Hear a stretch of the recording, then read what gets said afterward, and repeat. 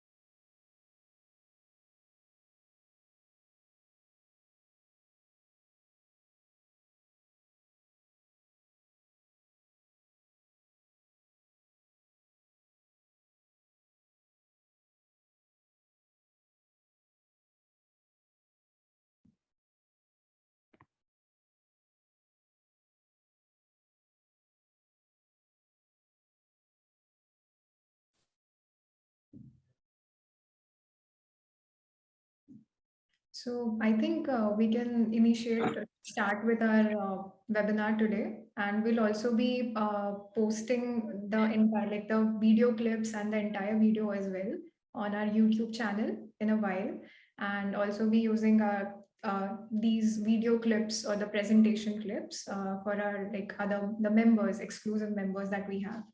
So should we start? Are you all ready? Yes. Okay, great, great. So, yeah.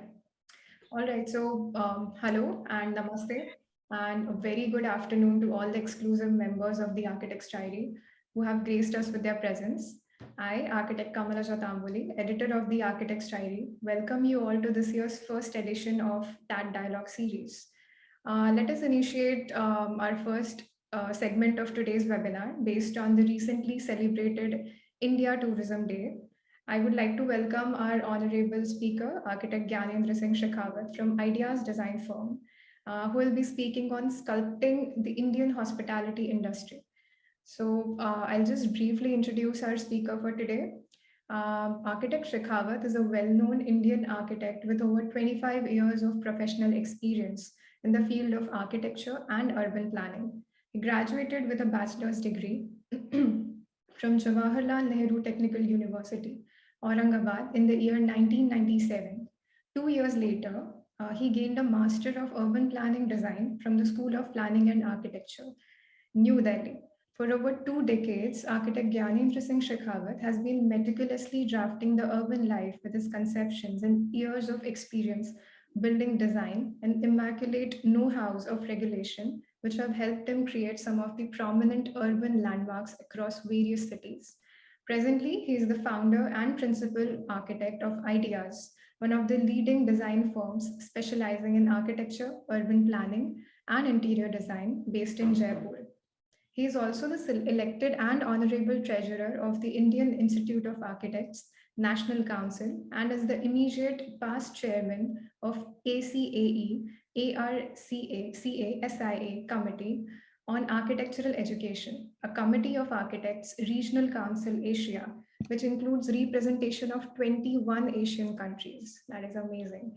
So in addition, Master of Architecture, architect Gyanendra Singh Shekhawat has 7 years of teaching experience at MREC, now known as Malviya National Institute of Technology, Jaipur. He has made a great contribution devoted to Indian architecture in particular and the world in general, and has achieved many domestic and foreign awards. Honestly, it's an amazing feat to have such an experienced and celebrated architect with us today, sharing his insights on our platform. And I'm pleased to inform you all that the firm Ideas recently became a TAD member and published their esteemed project Leela Palace on the Architect's Diary. This beautifully designed palace and resort located in Jaipur caught our attention. Then and there, we decided, or rather hoped, to invite architect Gyanendra sir to be a part of like at least one of TAD's events with the center stage. And finally, we were able to organize this webinar today with him as our lead speaker. So coming to the theme, I personally am quite fascinated with India's history, its wonderful places and heritage. So today's webinar is surely going to be pretty close to my heart. So yeah. So and as all of you must have heard of the famous quote by Mark Twain, India is the one land that all men desire to see, and having seen once, by even a glimpse, would not give that glimpse for all the shows of all the rest of the globe combined. India, an ancient land of rich culture and heritage, with vibrant colors and diverse regional architecture, has always been a generous host to the world, its explorers and wanderers. A huge part of tourism lies in the hospitality industry, and it's crucial to discuss the part of architecture that caters to the hospitality business. So, on this note, I would like to welcome again architect Gyanendra sir to initiate his presentation on sculpting the Indian hospitality industry. Thank you, Kamalya. Thank you so much for inviting me over on this platform. It is really interesting. After I think many months, I am again coming back to this virtual mode of presentations, which was quite common during the COVID times. And I remember when I was the chairman of the education committee at Arcacia, we used to organize such events with all the Acacian country architects. And in fact, one of the my inaugural webinar was with Pritzker Award winner from India, architect Doshi was our first speaker on that event. So, and then we guys got busy into our practices and all that. But again, thank you so much for inviting me over. And I just wanted to share a few of the projects we have finished since we would like to talk about the hospitality. Can we have the presentation, please? So we have prepared a small presentation, and we would be basically presenting two of our hospitality projects. And basically, we are based in our practice is based out in Rajasthan, with our office in Jaipur. And it's I mean, Ideas is one of the firm in Rajasthan, in Jaipur, and we've been involved in a lot of residential, hospitality, commercial, wellness, mixed-use development all across Rajasthan. And we've been doing some of the tallest buildings of Rajasthan. But very close to my heart is the hospitality sector. And since we are celebrating Tourism Day, and I think how architecture is responsible and how architecture shapes the hospitality industry, and in turn tourism for the country or for the state. I mean, Jaipur is the best example. In Rajasthan, major source of income and major occupation is related with tourism, and we've got a lot of heritage architectural elements. We've got a lot of forts, palaces, havelis, a lot of human settlement, old human settlements, which attracts the tourists from all across the world, actually. And Rajasthan, Jaipur especially being important, being part of the Golden Triangle with Agra and Delhi, and very close to Agra and very close to Delhi. So it's part of the Golden Triangle. And we historically also, we've been celebrating architecture. We've been celebrating spaces, and it's tremendously inspiring.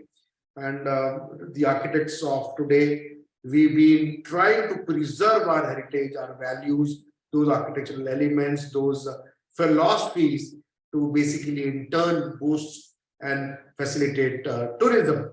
So Jaipur, one of the best example. It has become now UNESCO World Heritage Site. The Jaipur Walled City is now the World Heritage Site. It was founded by, I would explain how we've been taking inspiration from Jaipur and its architecture. It was founded by Sawai Jai Singh II in 1727, who was the ruler of Amer, and he wanted to build, as part of expansion program, wanted to build a new capital for its city, and the city was named Jaipur, and it is very close to the old Amer town, which used to be the capital of the state at that moment of time. Next. So architecture of a place plays important role in defining the culture and identity of that place, and it's vice versa. And looking at the example of the city of Jaipur, which is the best place to explore and experience the city, which invites the world and catches the eye of tourism, are the rich architectural marvels and its history. Jaipur, its forts, its havelis, the walled city of Jaipur, the entrance gates of Jaipur, all these elements would invite a lot of foreign tourists and domestic tourists. And this is really worthy visiting. So we've been lucky practicing in Jaipur. I've born and brought up in Jaipur. So the impression Jaipur city has on me is tremendous. It's so inspiring, and we have tried our best to basically get those kinds of elements in our architecture practice. So we have been taking a lot of examples from this city of rich architecture of the city. So one of the beautiful projects where we tried our best to fulfill our client's dream was the Leela Palace, Jaipur, which is the site is located on a foothill. You can see in the picture also the foothill of Aravali Hill. Site is almost around 330,000 square feet of area, which is around 30,000 square meter of area. The project started in March 2013 and it finished in 2017. And we tried using all the local materials like sandstones and white marble from Rajasthan. The granites were used, which were also from Rajasthan. And a lot of marble sculptures were used, those all locally available. So we basically did research on Jaipur Walled City, and our plan was also derived from the planning of the Walled City of Jaipur. You could see in this particular plan, there is a palace block which is here. This is a palace block, and then there are villas which acts as village basically. So all the villas would have rooms, guest rooms. The palace block would also have guest room. The ground floor has public areas, and upper floors would have rooms. And the village at the back consists of a lot of villas depicting Havelis basically. And the courtyards of Havelis would have plunge pools. So all the ground floor rooms have plunge pools in their courtyard. So this is the whole complex you could see in here. And this is the arrival port. The glimpse of Aravali Hills in the backdrop creates a scenery when the guest basically drops off at the arrival plaza. And on one side you could see there is a garden, and that garden is basically in the forecourt of the palace, where all the barats and large gatherings and weddings takes place. So this is the entrance plaza. You can divert to the marriage, the garden, which is on the right side. On the left side is the reception block. Now, at the back, you could see a small reception block, again depicting Rajasthani architecture. And then these are the intersecting space between the palace block and the reception block. The material used here basically is all local stone. Jaisalmer stone, white marble is Barswada. All the ornamental plantation also enhances the overall ambience. The water fountains also amplifies the overall experience. The water fountains in these courtyards basically cools the air, and the courtyard have all these water features, ultimately bringing lowering in the temperature, which is quite hot in summer actually. So this is the reception block in the front. The center of the plot, we have this swimming pool, which is the most interesting feature. And it is almost in the center of the property, surrounded by lush green landscape. So a sense of privacy could be had. And also you could see some of the planters in marble, and all the steps of the swimming pool also done in the local marble. So, and the deck is of the Jaisalmer yellow stone, which is a sandstone and which is non-slippery. So all the elements here are traditional, though all the facilities are contemporary and modern in nature, because ultimately this is going to be a 5-star hotel. So this is another view of the swimming pool. At the back, you could see the palace block. Palace block is basically 3-floor structure. upper two floors have the rooms, and the rooftop is basically consists of a lot of chhatris and jharokas, which also acts as a party space at the rooftop. And a lot of jali pattern, which is very common in Rajasthani architecture, which basically cuts the sun. So a lot of jalis have been used. We have used stone and cement jalis, and from there you can basically see the swimming pool. From the rooftop you can see the swimming pool. This is another view of the swimming pool. Next. This is from the palace block. When you see on the other side of the swimming pool, you at the backdrop you can see the Aravali hills, and you could also see some of the villas at the back. All those chhatris which are visible are of the villas, and this is a fire element in the center of the swimming pool, which also attracts, especially if this is live in the evening, and the whole fire, water, air. So this brings the natural element into one frame, and it becomes a very enchanting space, especially in the evening. And this is also very close to the restaurant. So this becomes very lively place in the evening.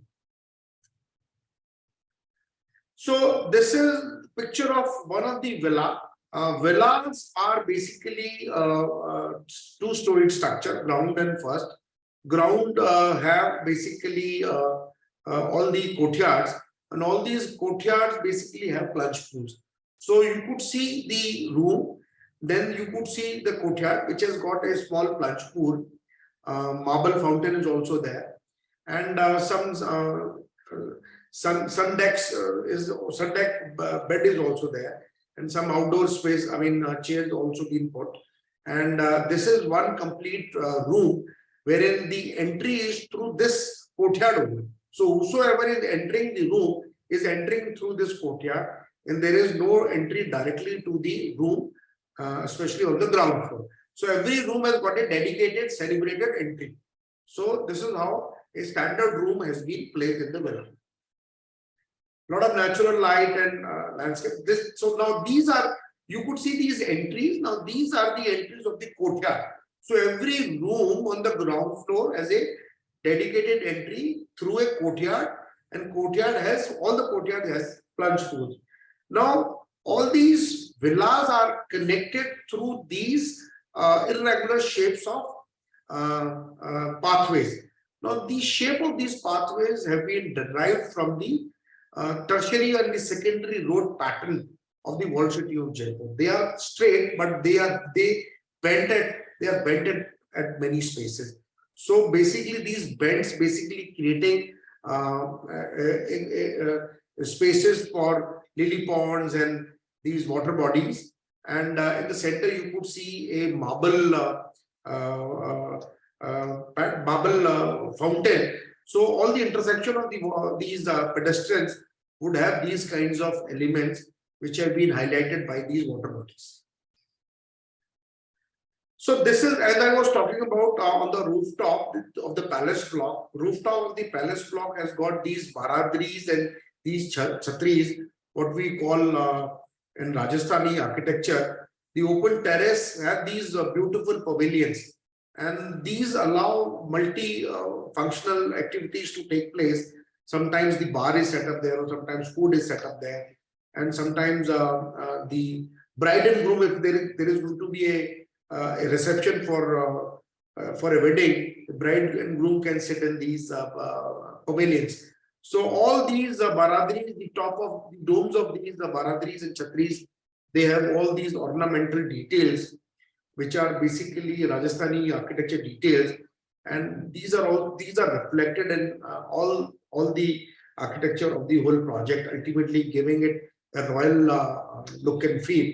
And that is why this becomes very famous in all the foreign and domestic tourists, especially those who would like to do a wedding or a conference in here. So this was one property which we did a few years ago. Very famous, very popular with the tourists. lot of it has got a large banquet space, almost around 13,000 square feet of banquet space, with a lot of opportunities of doing a lot of events of wedding in there. So this property we finished in 2017, very finely run by Leela Palace. Now, second property we have just recently finished. This was I mean, we were working through the COVID in this, and post-COVID we tried finish this project, and this project is just being delivered in November 2022, just two months ago, and again very beautifully, creatively done by the whole team. The name of the project is Sawai Man Mahal. This is a Taj property, Taj luxury property. This is in the premise of a very famous Rambagh Palace, which is again a Taj property. You could see Rambagh in the picture. This is in the same vicinity of Rambagh, same compound. It is a part of the Rambagh Palace compound, but everything is different. Rambagh is a monolithic palace, one built space, though Sawai Man Mahal is basically a heritage resort. These structures used to be the staff quarters of the Rambagh Palace.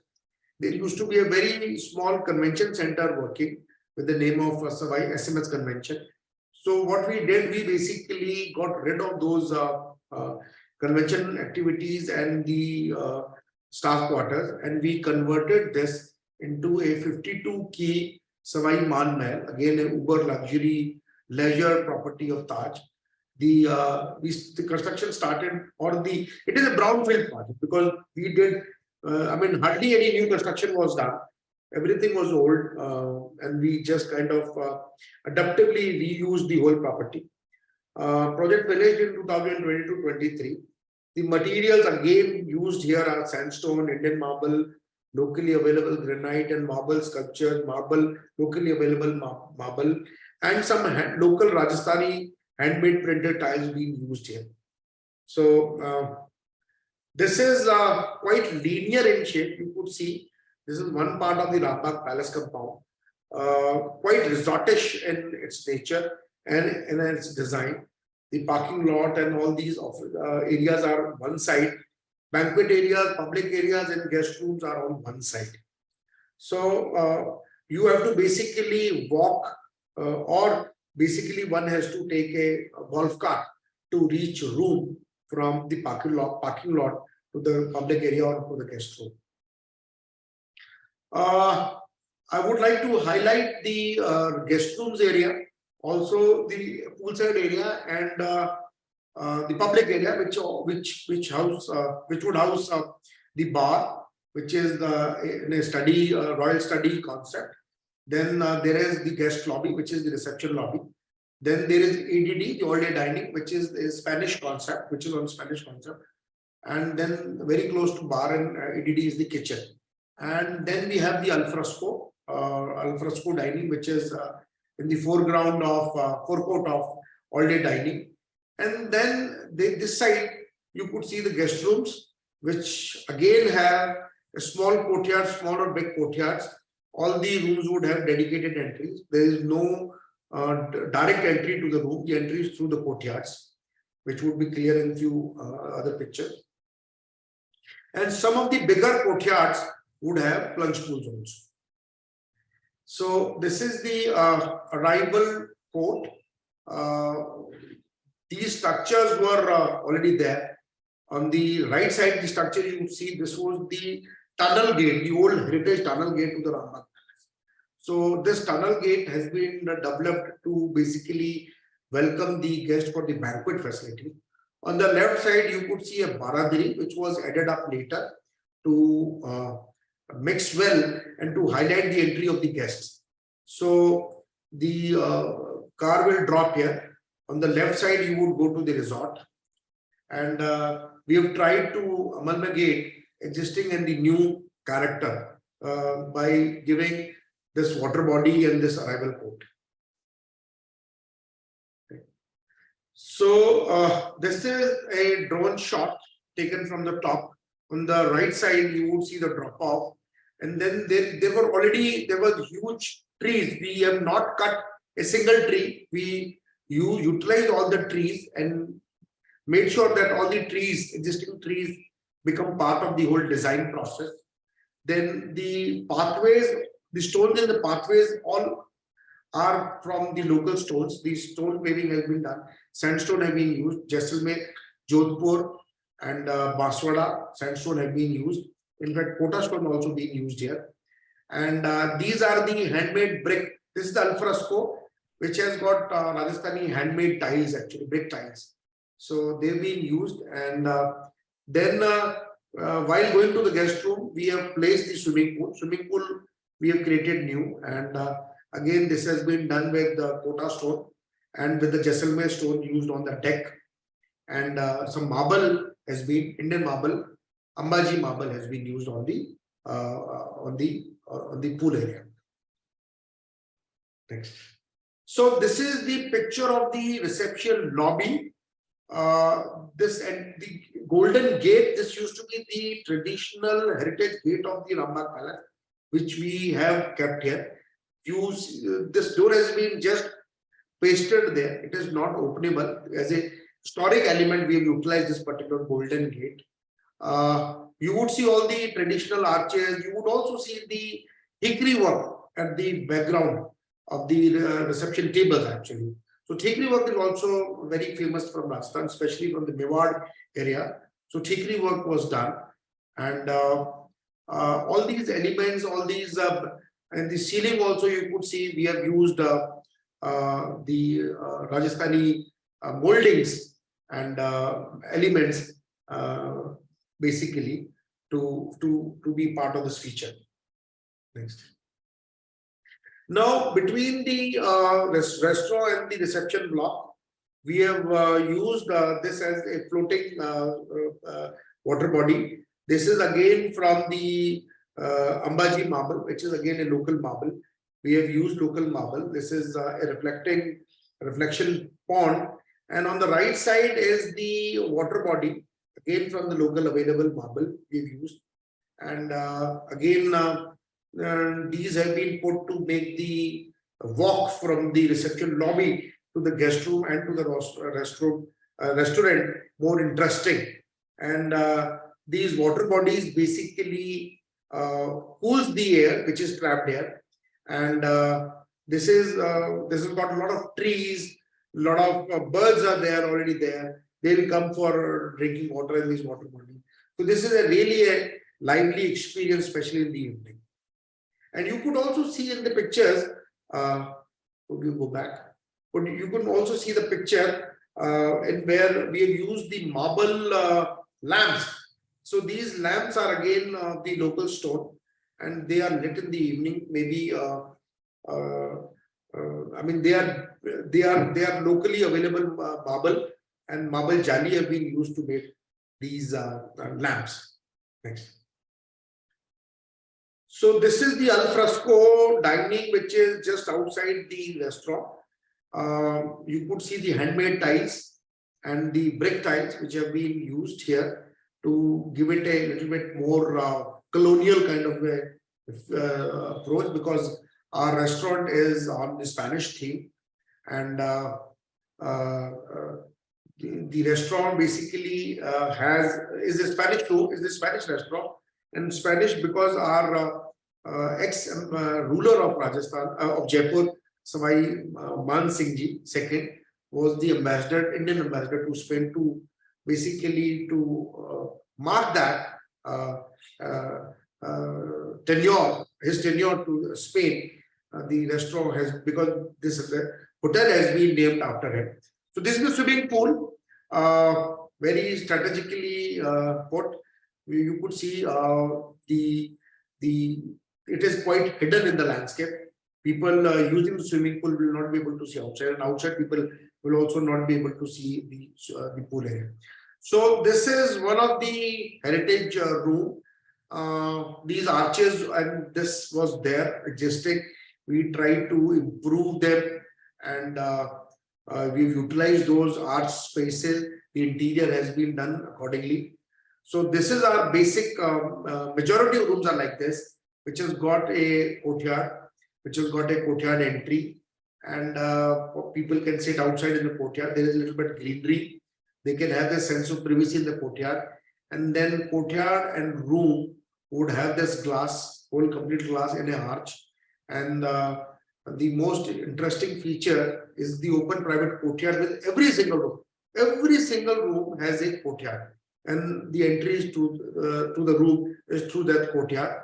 So this becomes a combination of indoor and outdoor space. Next.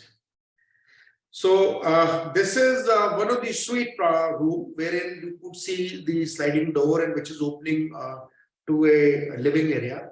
This is the bedroom area where I mean ceilings are quite high because all were old rooms, and you could see we have tried the furniture is on the modern lines as well as interior is on the modern amalgamation of modern and the classical lines. And there is the interior has got very subtle detailing of Rajasthani. We have not gone for very high traditional type of detailing in the furniture also. So this is the biggest guest room. The large courtyard also has a swimming pool, small plunge pool, wherein the entry also is available. Seen. You also have a sunbed, so the guests can utilize this for relaxing, reading books, for chilling outside the room. So this is a big size suite, and we've got almost 7 of these kinds of suites in the property. So this is a glimpse about Sawai Man Mahal, which is our latest addition to our hospitality portfolio. So we have tried our best to preserve the Rajasthani architectural elements. We have tried our best to utilize those scales, those sense of geometry. The exterior paint is also the traditional line-based paint because it is a brownfield project. It was a heritage property, so we did not want to disturb the character of it. We wanted a new line for within the Rambagh, within the Rambagh Palace, being part of the Rambagh Palace, but still away from the Rambagh's umbrella. So we've tried our best to be part of it as well as not be part of it. So this is our latest project, which we finished with Taj team and with Rambagh team. And I think this is worthy a visit for all the people loving Rajasthani heritage architecture. So we've got other few projects also, but I wanted to show you, because here in these 2 projects we have taken inspiration from the Rajasthani architecture and the elements of Rajasthani architecture, the scale of Rajasthani architecture, and we have tried our best to give best possible human comfort and the sense of luxury and the leisure which is required for all the international and domestic tourists. And we've tried our best and our bit to meet our clients' expectations. I am available for any other discussions on these 2 projects, and if anybody is wanting to visit or would like to discuss anything further on these 2 projects with us. Thank you. That was amazing. Thank you. And yeah, should we, like if anyone from the audience has any questions, should we go ahead with them?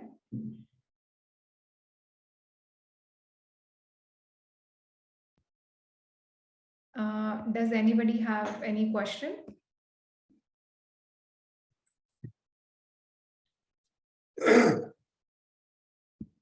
Okay, I think not. So, but yeah, that was actually very wonderfully explained, and so like it was quite an enriching experience, honestly, listening to you, your take on the Indian hospitality industry. And I think it is not a very much talked about subject. I think everybody uses it, but people don't really talk about the architecture that is involved with it. And as you said that Leela Palace has taken elements or has tried to retain the Rajasthani identity that was like quite evident in the design, and it was wonderful. Yeah. So yeah. Kamalya, what has happened, I would like to highlight one point here. Hmm. Lot of five-star hotels in India, you would see, especially with these brands, Taj and Hiltons and Marriott's, these would try to involve foreign architects. And they would like to have foreign architects as designing and doing the, especially the interior. But now I think time has come wherein a lot of Indian architectural firms are doing hospitality projects. And why should only Indian architects be doing 3-star, 4-star, or 2-star property? Time has come now. The Indian architectural firms should be doing 5-star projects also, and all the top uber luxury projects. Definitely. And we have tried our best, especially in Rajasthan, wherein we have tried to match the level of the brands, basically, because these brands would want an international architect doing interior design or international architectural firm doing the architecture of it. But if I think now time has come, the Indian architectural firms should be doing, and they should be given the opportunity and given the task of these kinds of property, designing these kinds of properties. Definitely. I think We would understand the hospitality sector now, especially the Indian hospitality sector, much more than anybody else. yes, yes, and I think it does more justice to the work because in the end, even the foreign tourists are coming there to you live with the essence of the Indian roots and whatever culture that they want to experience. So I think it's as you said, it is best that the Indian architects should take up such projects now, and even the clients should approach Indian architects for such projects. So I think it's in both of their hands. So yeah, and I really appreciate you taking time out from your busy schedule, and I'm sure and I've been actually in touch with Navpreet since December when we had initially approached you. But then we thought that it would be better that we give you a center stage and if we, have your entire solo presentation. So this was like, I think the stars aligned and this was good. So yeah, so let us just a sec.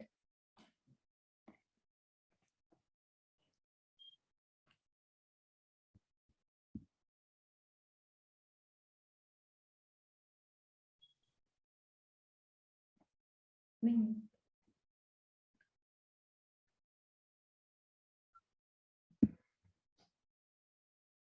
Yeah, so I'll just share a brief vote of thanks that from myself and of course my entire team. So I'm sure the audience would go home with amazing and unique takeaways from today's talk. And I would also like to take a moment to thank architect Navpreet, like who has been in touch with me and very well has been representing your firm. So that So is good. she has been part of the last project, Savai Mahal. She has Okay. been, and she is also part of our few of the newer projects. And hopefully, maybe next time, if the opportunity arises, we would also like to share few of our other projects because hospital rather than hospitality, we are doing some other amazing projects where I think of would be of our students of architecture and young architects' interest. So maybe if given the opportunity, we would again like to showcase few of our projects through you. Definitely, definitely. And yours is a vast portfolio. I mean, your website is full of all kinds of typologies and like versatile designs. So we would definitely love to explore that. And yeah, also I appreciate your thoughts on students and young professionals taking up architectural journalism. So it's indeed a fascinating field because as architectural media like us, we can invite architects like you to impart your knowledge and guide us with your years of work and If experience. I would not have been doing private practice, I would have been doing this, what you have been doing. I perhaps envy you. I think you can do both. Maybe. I wish I had time. Yeah. So I'm sure the next time we visit Rajasthan, we'll Yes, you're definitely. more than welcome to visit my office, Yeah, and we'll be definitely hosting you. So thank you so much for again inviting me. yeah, yeah. And I would really request you to please giving out such lectures and presentations, either offline or online. So I'm glad you have initiated this again, even after months, as you said, after COVID. But yeah, please keep doing so. And it was a pleasure to host you and your firm. And we wish to have you on the Architect's Diary soon. Thank Thank you. you. Thank you, Kamalja. Thank you, everyone. Thank you.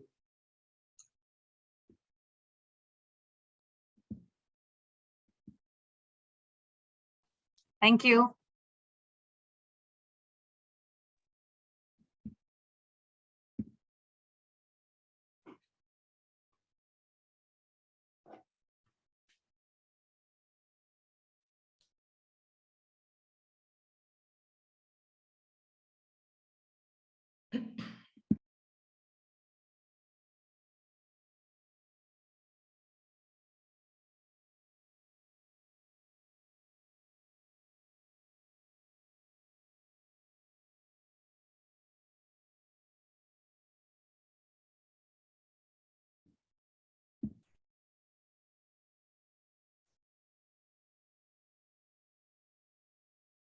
I think George sir is here. And I think Rikita is also here. Hi. Hi, Yes, we are. Yeah, yes. good evening. Good evening. Good evening. So shall we start with our Yeah, yeah, okay. Yeah, yeah. so just a sec, just a sec.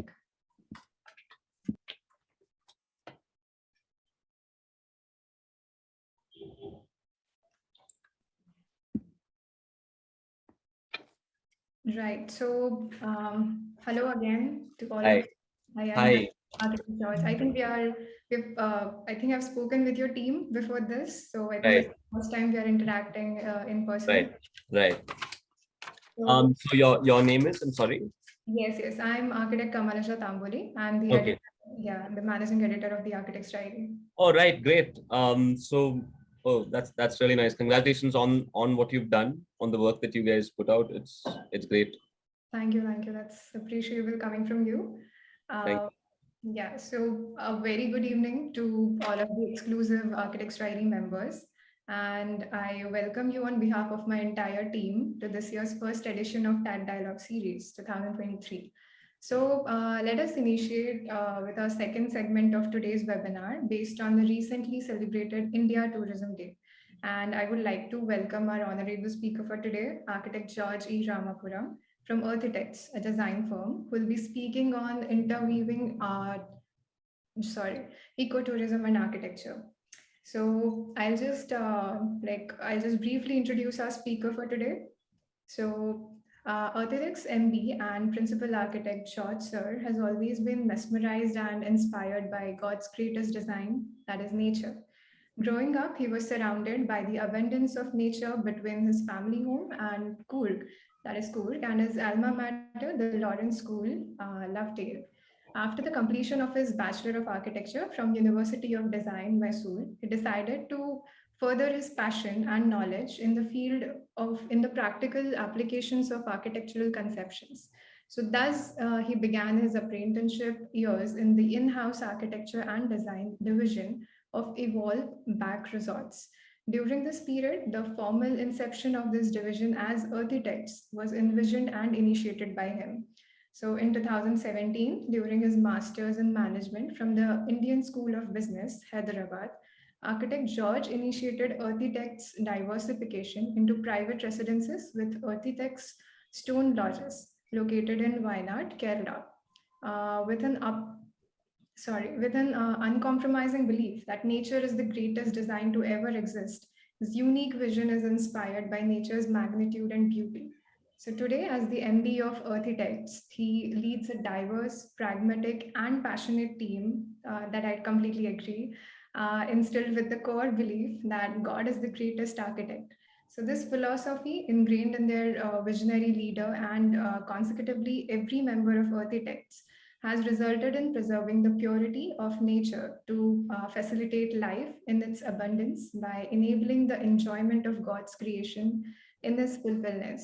The outcome is an ecologically conscious design philosophy that works closely with the environment, along with the uncompromising need for innovation and perfection. This inbuilt sensitivity and attention of George's signature design style finds expression in every architect's creation. Again, agreed completely. So, Architects has published some of their wonderful works on the architect style till now. And Architects was also recently featured in one of our exclusive blogs of top 20 architects in Bangalore, Karnataka.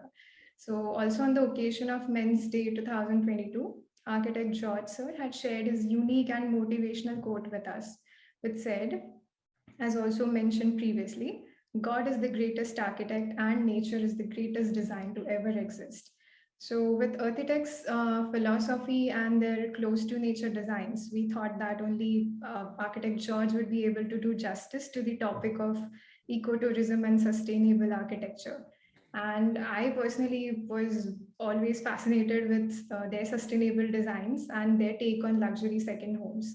So these are the kind of spaces that I think one would wish to spend all their time and grow old in. And I think that is the biggest success of an architect or a designer.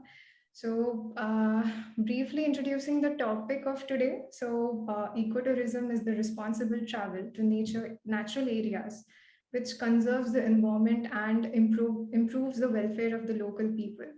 Architecture plays a vital role in ecotourism, and it is the expression of natural surroundings through space. Sustainable resorts that are well integrated within the surrounding environment understand the local livelihood, art, and culture. So, on this note, I would again like to welcome architect George Ramapuram to initiate his presentation on interweaving ecotourism and architecture. Thank you so much, Kamalaja. That was such a flattering introduction, and yeah, a large topic as well. So thank you very much for the opportunity. Yeah, so shall we get going? I mean, I've made a small presentation which I can probably take you guys through, hopefully, and Yes, definitely looking forward to it. yeah. So yes, that's just getting started. Good evening, everyone. So yes, that's us, architects of the earth is what we'd like to call ourselves. So yep, and just moving on to a small introduction of us. Our philosophy is like Kamalaja had explained and is strongly ingrained in us. I think it's, we alternatively call it our core belief, right? I mean, we start with a core belief and everything that we do, whether in the field of life, whether in the field of architecture, is based on that compass. So our core belief is God is the greatest architect and nature is the greatest design to ever exist. I mean, this means a lot to us. I can talk for days on end, but I'll just give you a small explanation. I mean, so what we mean by this is, so in order that we can attain perfection, I mean, in order that we can attain close to perfection, if we can follow the natural way of design, I mean, even in terms of the materials that are used, and if we can take the concepts from nature, that basically gets you to the greatest design that has ever existed, nature, and that will get you to perfection, closer to perfection in terms of architectural design as well. That's our core belief. So now just moving on to some of the projects that we have done. This is Evolve Back Coorg. This basically like to at this point just talk about how we have sort of expressed our core belief in this project in terms of the materials used, right? So here it's the whitewashed walls, the thatched roof, and being blurring that boundary between the inside and the outside, or between nature and the built space and man, the the user of the space. So, and I think all of us can agree the best part about this picture, about this project, about this particular room in the resort is the tree that has become part of the architecture. And in that sense, it is a living design. It's a design that changes over time, that grows over time, that really gets more beautiful over time. And so that is one of the benefits of incorporating nature and natural materials into your design. Now, just moving to another project of ours, which is Evolve Back Kabini. Here you can see the materials that I use. I mean, it is firstly built. Another one of the things that we really look into is where we are constructing or where we are doing this project. So we are very, very keen that we follow in terms of architecture design, in terms of the way with that we construct. We follow the local, or let me say, we go back to the history of the local, see how it was done, and try to take the best of those concepts. And what we've come to observe is actually our forefathers were very sustainable in their approach towards design and execution and architecture. So anyway, this is in a tribal location. It has mud walls. We built it with mud walls, and you can see the coconut thatched roof.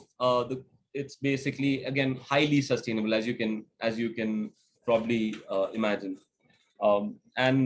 Let's moving on to now what we have also now pioneered a new concept of living, I would like to call it, or a new experience of living. I think Kamalaja put it really well, that it is I mean, it is a joy, or it is a dream come true for every architect, that our owner wants to live and grow old in the space that we have designed. And so this is something that we have pioneered. It's called it's called Earthitex Private Residences. So here basically as you can see, it is very close to nature. We believe that the future of living is not in concrete jungles and in cities like we are doing today. We believe that it is surrounded by nature. Maybe we need a home in the city in the short term, again, because of certain conveniences that we've been used to for a long time. But with the advent of the internet, and with the now the ability to work from anywhere in the world, this is changing. I mean, this is bound to change because God didn't mean for us to live in concrete jungles like this. So it's only natural to us that if we can get our conveniences figured out in these places, which is what is happening now with today's conveniences in terms of Amazon, for example, right? When we purchase over Amazon, I mean, it gets delivered to this place which you're seeing on your screen, right? It looks like the back of the beyond, and Amazon delivers it at your doorstep. So I mean, Amazon is gone. It's the way that I think necessity is a mother of all invention. Humans are not meant to live this way. I truly believe they're supposed to experience life in its fullness, which I'll be coming more to going forward. But yes, so this is something that we pioneered, and we want to make a change in the way we live. So I would like to talk more about that in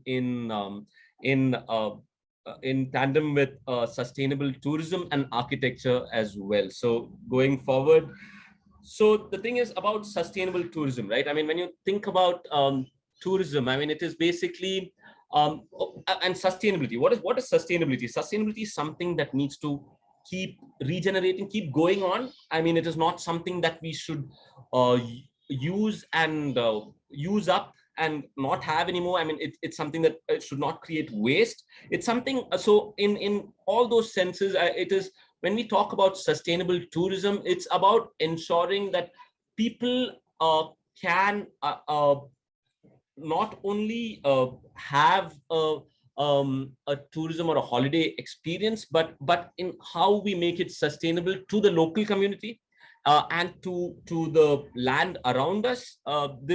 This together brings it, makes it sustainable, right? So the preservation of the natural environment is something very important, and how we promote the preservation of the cultural heritage of the place. I mean, even with our architectural design, how we could promote the cultural heritage of the place, that essentially makes sure that dying arts are revived, that there is I mean, a sense of so we have this concept that we talk about a lot within our organization at Earthitex, that God meant for certain materials to be in certain places because of certain reasons, I mean, in his wisdom. So it makes more sense for us to use the local materials, and what science or science shows is that is the most sustainable, that becomes the most sustainable naturally. So it's in that sense, it's a pretty simple simple solution out there that if we can all follow, it would create something for our future generations. I mean, it will leave the earth, we can leave the earth better than we found it for our future generations. I think that is the responsibility that we have in making things sustainable, whether tourism or architecture for that matter. I mean, through architecture, making things sustainable, whether it's tourism or it is agriculture or any sort of activity is possible. So that is the beauty that we architects have in being able to envision a better world for all of us. So that's a responsibility that we have as well. Now, going forward, when we talk about eco resorts, right? What are eco resorts? Basically, eco resorts, just want to sort of give you an explanation on what the internet says eco resorts are. So those that take active steps towards environmental sustainability and social responsibility by helping its natural surroundings and the local community. Now, we found it from this. We got it from the internet, but we found it very apt. So that is why we decided. I mean, this is something that we can. I mean, it is a very simple explanation that if all of us get, it would be a great idea. So the idea being, it's taking active steps towards environmental sustainability. So first is the landscape around us, or the plants, or the nature around us, right? And when we say life, it is not only human life, it's natural life, bird life, bee life. I mean, it's the flora, fauna of the place. It's the entire, it's our planet Earth, it's Mother Earth, essentially. So if we can take steps to its sustainability, I mean, the way to do it is just to have basic care. I think it's not rocket science. Nobody needs to like really teach it to us. It is Mother Earth has its own mechanism of managing or cleaning up after us. Let me say, if we just take that little care for it in terms of not destroying it, that's it, not destroying it, and trying to promote a place or trying to leave a place better than we found it in terms of all life. And another thing about ecotourism is social responsibility. What it talks about here is social responsibility. Now, about social responsibility, what is social responsibility?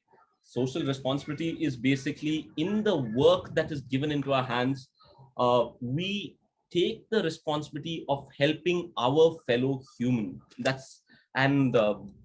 is no simpler way to do it than by helping our land. I mean, the land that is surrounding them, as well as the bird animal life that is around. I mean, when you think about it, in cities, I mean, I think about this once in a while. Even the birds and the bees have started to leave us. So have they figured out that? I mean, they've started to leave us. So it's basically, if we can take care of the natural world around us, basically it is a way that we as humans, or it's a way that the planet Earth was designed to be. And so overuse of it is one of the things that we should avoid. And in terms of social responsibility, just taking care of our Earth, what better way to help our fellow human than that?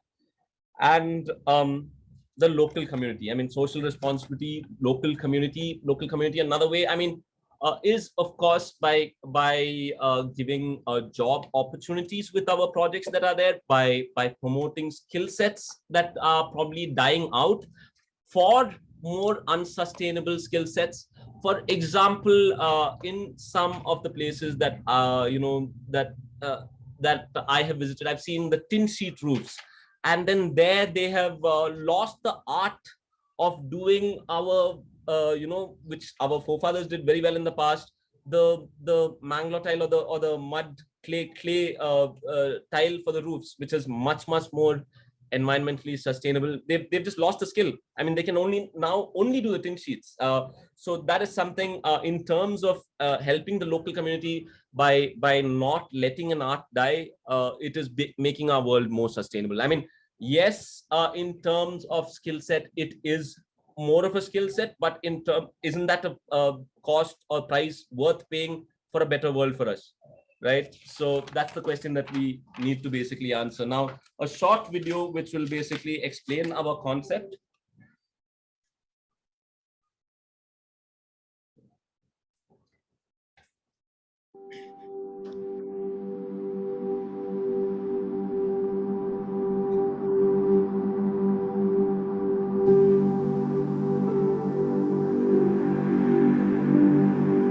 the design, it's one with nature.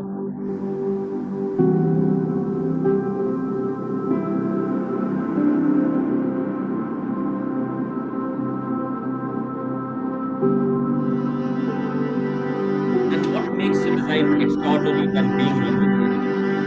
I mean, so it's extraordinary design by just, and I think it gets closer to perfection when we get closer to nature.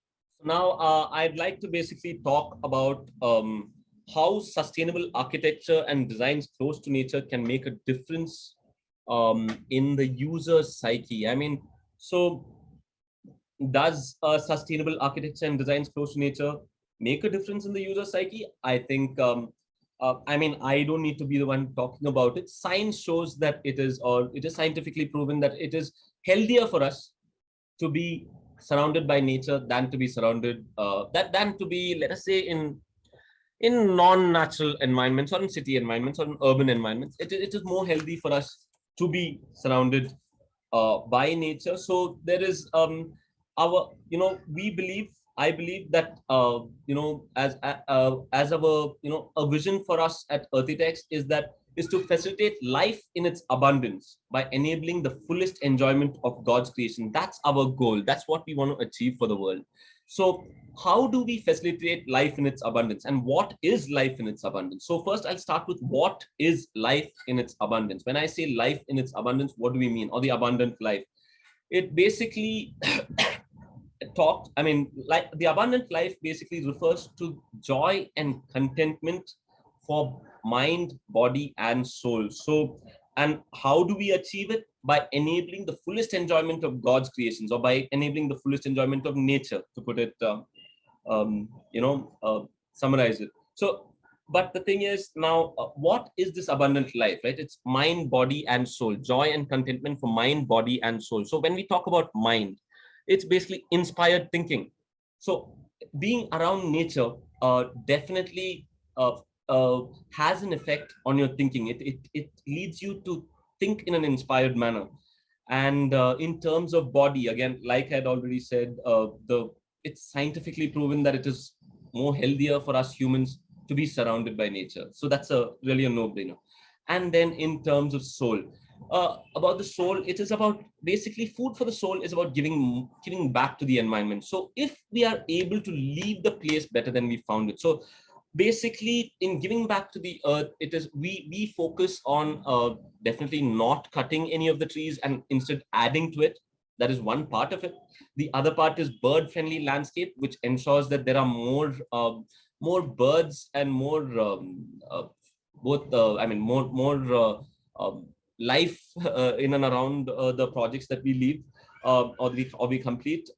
In the, like, for example, in this specific project, it was basically, today we find about 80 species of birds that were not there when we started the project.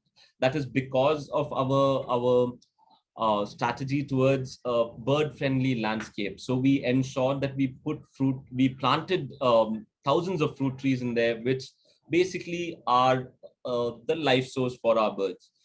And we've also focused on butterfly-friendly landscape. So when we go during a season, you see all these beautiful, different colored butterflies, and it's a sight to actually see.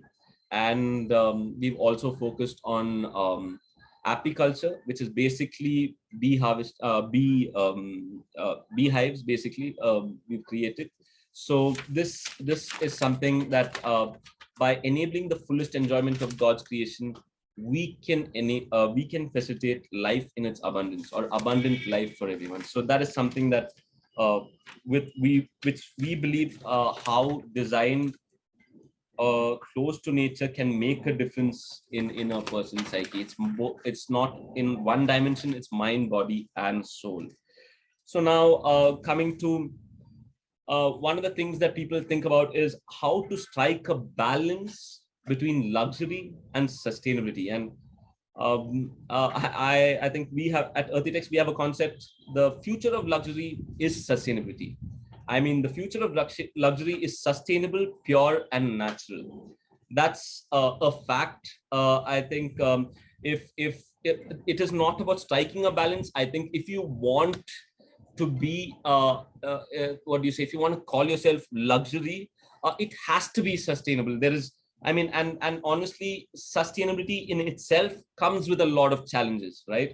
So, for example, I mean, building around trees. Yes, it is a slightly more expensive proposition, but isn't it a cost worth paying? Is what we have to ask ourselves. Isn't it worth uh, making that cost to leave the earth better for our future generations? That's the question to ask ourselves, and incorporating these green spaces within it, and the use of sustainable materials, that has again comes with its own set of challenges in terms of, I'll give you an example in terms of, for example, detailing something out, right? So we use the wooden poles, which are again highly sustainable rather than a concrete pillar, for example. But the thing is, in terms of detailing, we need to give a skirting at the bottom of it so that it doesn't get wet. Now, is that more expensive to do? Yes. Is that more time taking to do? Maybe yes. But the point is, the beauty that it creates is something else, and more importantly, what it does for the soul, or what it does for your what it does to make you happy at the end of the day, is worth that. So and in terms of how we promote community, now if we use materials that are from the local, or from the areas of our projects, what happens is the skill set also comes from there, and this basically is a way to promote local communities, right? And the thing is, again, is it probably more effort? Yes, it is more effort, because you have to take time and effort to sort of explain to them the building concept that has sort of been forgotten, and rebuild that knowledge again. It is an effort, but again, question that we have to ask ourselves is it worth it? For example, the use of natural materials. I'll just give you an example again.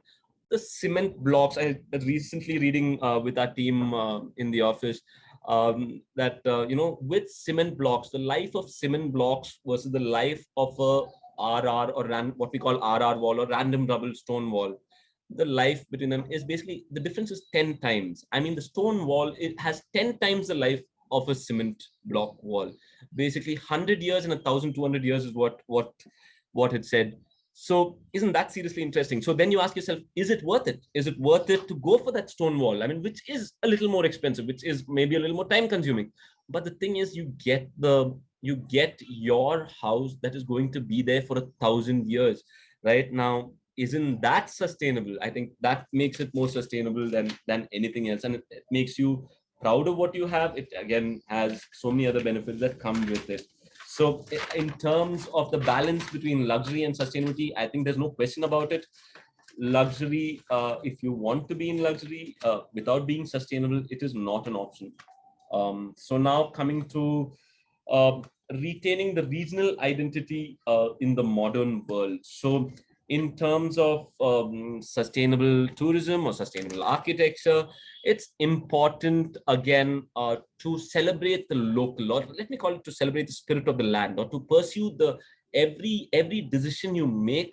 You need to have the your compass in the right direction, in the sense that you need to take every decision on the basis of where is this decision going to affect. I mean, which location is it, and what does that location have as strengths, as weaknesses, as opportunities, and what are the materials that are available there, and how we can use those materials. So in doing all of that, what we essentially come down to is studying how it has been done historically in that place, and using the best of that, so that retains the regional identity of the place, instead of going for a mass produced the same sort of design all around the world. I mean, that just somehow does not make too much sense. And with our rapid industrialization, that's what has happened.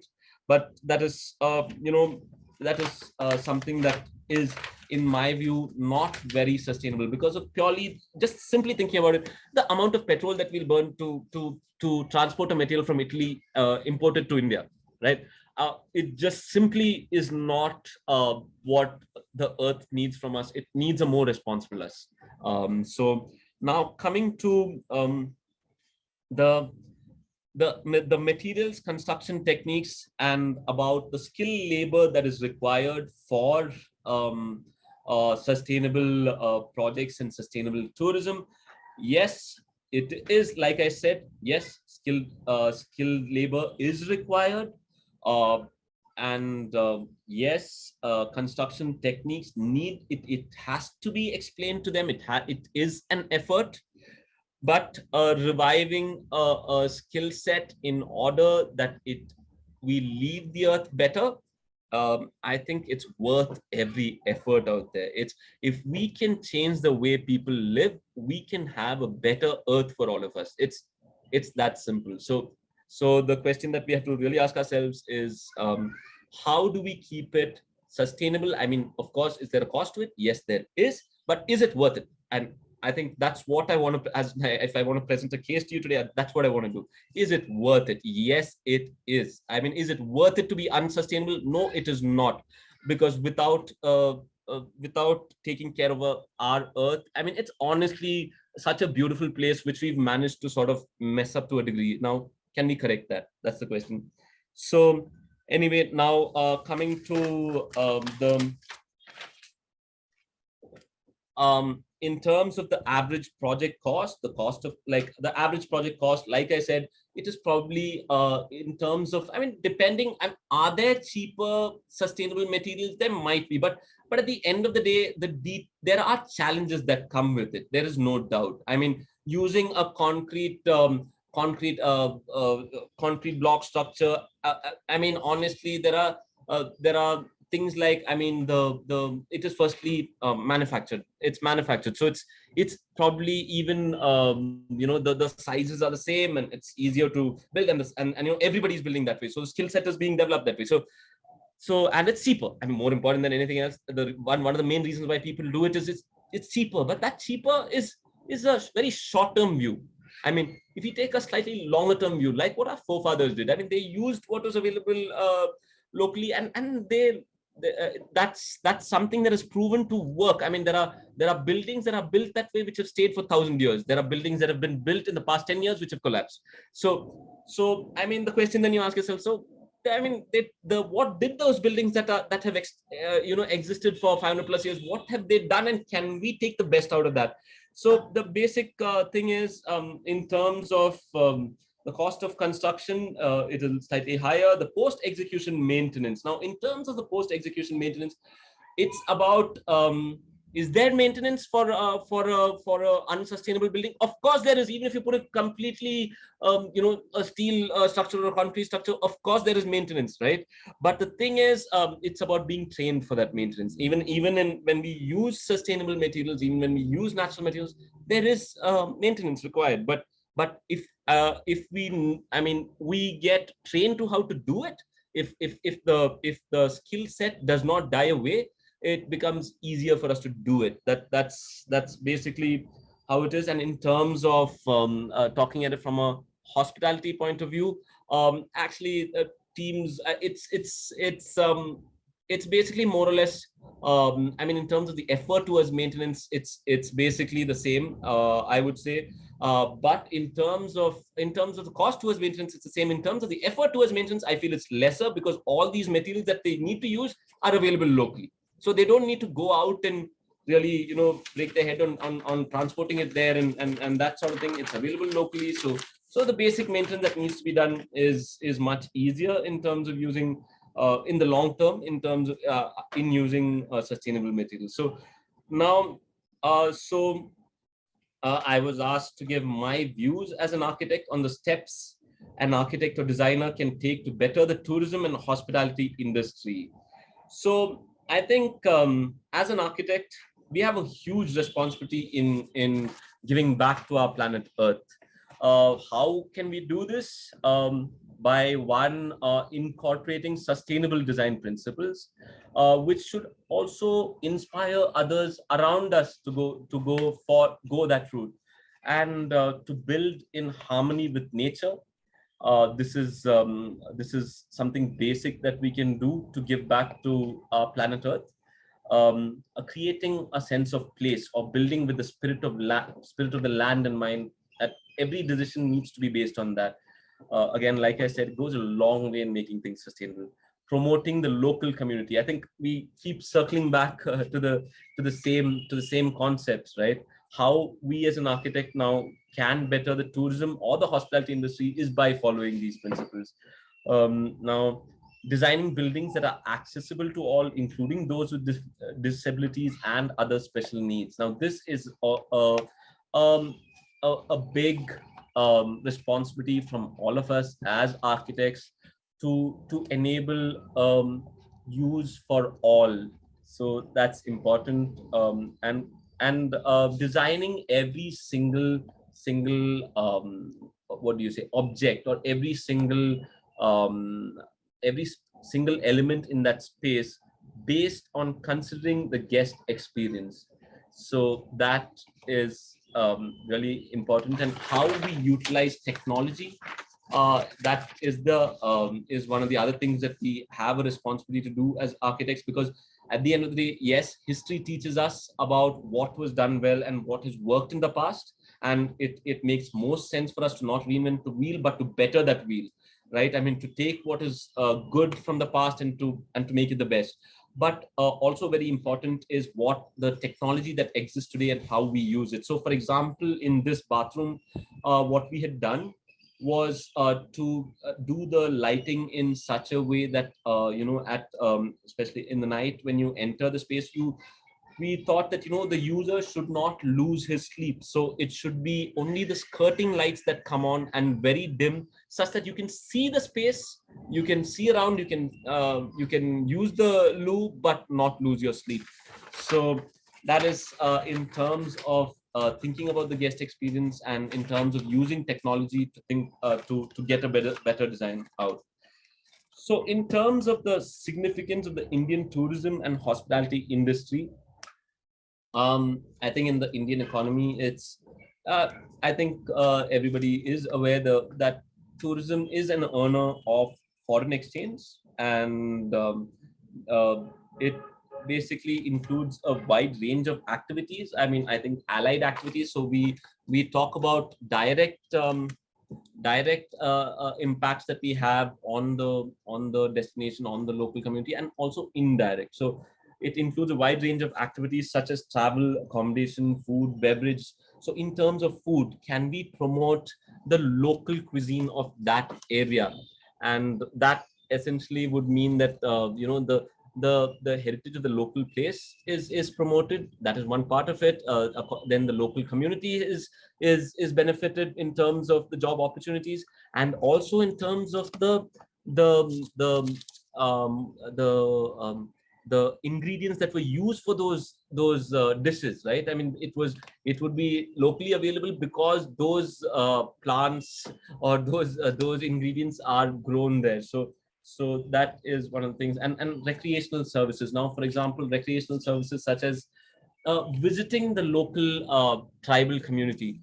What it does is gives even the users a sensibility to other and an exposure to other cultures, to other ways of thinking, and to try to take the best from there. I mean, honestly, the way they live in oneness with nature is something that I really found fascinating. I mean, it's something that we as in modern city living somehow like haven't appreciated enough. So it's something that really is inspiring. So, and it's like I was saying, the tourism industry is a major contributor to employment opportunities. It is called the service industry, and it employs a large number of people, and it allows the idea of reverse urbanization and not moving to urban areas for job opportunities, but to, I mean, if we, there is enough place on this earth for all of us, but if we are all concentrated to urban areas, what we go about doing is making it, not such a great place. So it's important that we are providing job opportunities all around, and so that to reduce the pressure of density of population on any land. So, and it essentially then has an entire impact on the regional development. The standard of living just increases across the board. So now, um, the some words of wisdom for our young architects and designers. Something that a quote that has always inspired me is, this is from Albert Einstein actually: imagination is more important than knowledge.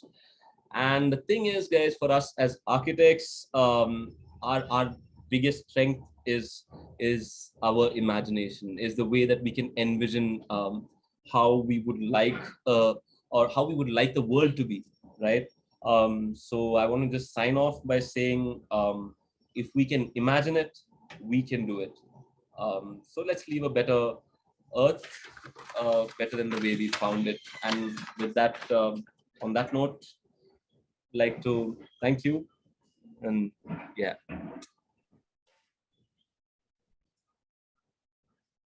I think that was just.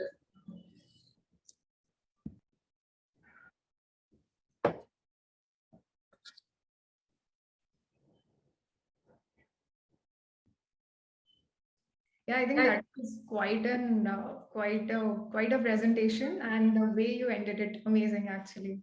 It Thank leaves you. you with a thought. So I think, yeah. So does anyone from the audience have any question? I think we can go ahead with, if anyone does have any question, we can take up questions. I think people are a bit shy over Yeah. webinars. Yeah. So, okay, it's okay. So, right. So, I think even 2 days of outing in nature rejuvenates us, like Yeah, our absolutely. mind and soul. So, I think it would be an altogether different experience to actually live in spaces like these. Yeah. As It yeah. yeah. Sorry, you should continue. Yeah. Not Yeah, really. I'm really passionate about it, so I can keep talking about it. So Kamalaja, I think you should continue. Yeah, it's a fact. What you're saying is a fact. Yeah. Yeah, no, as you said, how humans are supposed to live, like amidst nature and its greenery, and not in the concrete jungles that we have surrounded ourselves with. And I completely agree. Like, even back home, when we had just shifted to that particular home, we used to hear the chirping of birds and sparrows and squirrels. And Yes. now, after like as you said, like like actually, it happens. Like urbanization happens, and the Yeah. population increased, the petrol pump came up just in front of our home. And we've lost the chirping of the birds, and Yeah. now all we can hear is like vehicles and their horns. So Yeah. Yeah. completely agree with you and resonate with you. So I think, and being architects and designers, we hold a lot of power in shaping the lifestyle of the people. And Absolutely. I mean, I think we hold a lot of power in shaping the way people live, in the shaping the way the world carries on living.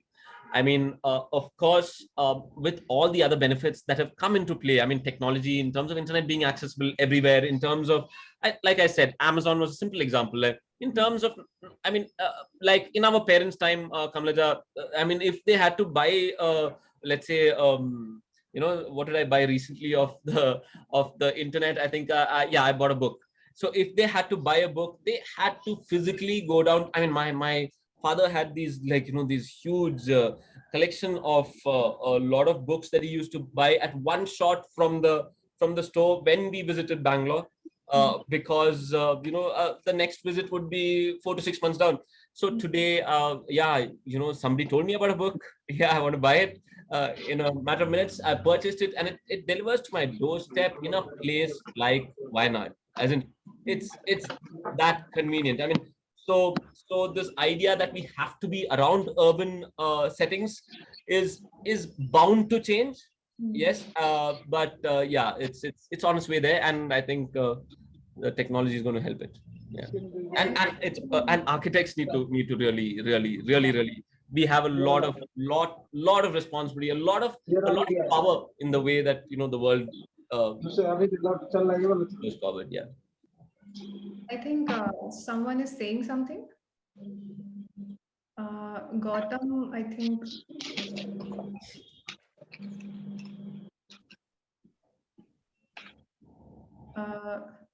No, I think, yeah. Yeah, as you said, I think we have a lot of moral and social duty to work for the betterment of the fellow humans and as well as the region we live in. Like, even especially, I guess it's time we start incorporating the concept of weekend homes into our everyday homes. Absolutely. So, especially in a fast developing country like India, having such rich biodiversity and ecosystem, I think I each mean, place you go. Sorry. again, so sorry, Kamlesh. Again, India is a very passionate subject for me. India is such a beautiful country. We have a different culture every 50 kilometers. I was actually about to say the same. So, I mean, you go to Europe, I mean, okay, every 200, 300 kilometers, there is a different language and a slightly different culture. I mean, it doesn't change much. It's a slightly different language. Okay. Here in India, every 50 kilometers, and to lose that culture would be the biggest national loss. I mean, honestly. So it's, yeah, so yeah, coming to how we can basically have such beautiful, unique ways of designing a building. You just need to go to those unique cultures because the answers are all there. I mean, I can't. Yeah.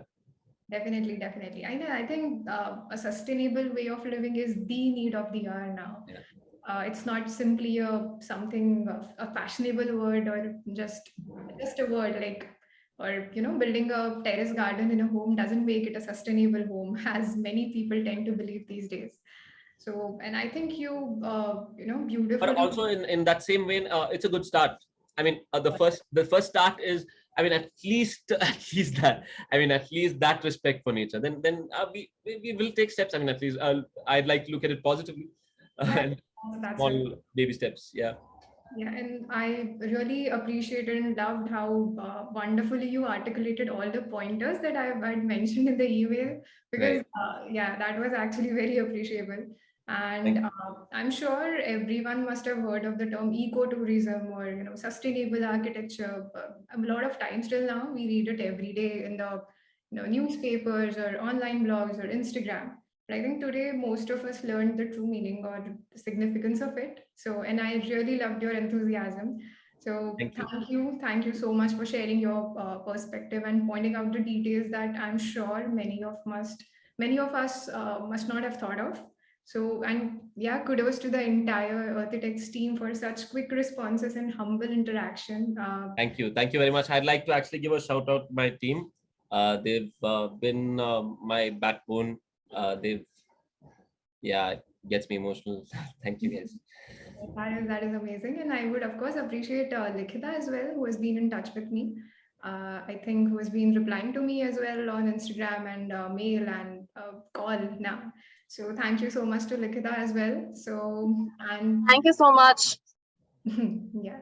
So, and thank you again, Architect George, for being a part of this and keep sharing your unique designs and with us, of course, for publication. And of course, keep doing the amazing work that you're doing and with your out of the world, but very, very grounded ideology. So, I think any like yeah, so any architect would or designer would love to be a part of your team or the kind of design concepts and the way you think and the way you design. I think anybody would love to be a part of it. So I think that's Thank you. Thank you very much. so yeah, it was a pleasure to host you on the Architects Diary platform, and we can't wait to have you back again in one of our events and publications. So Right, and was a pleasure to be part of it. I hope you guys enjoyed it as much as we enjoyed making it. Thank you very much. Have a good evening. Have a good weekend. yeah, thank you. Good day. Bye.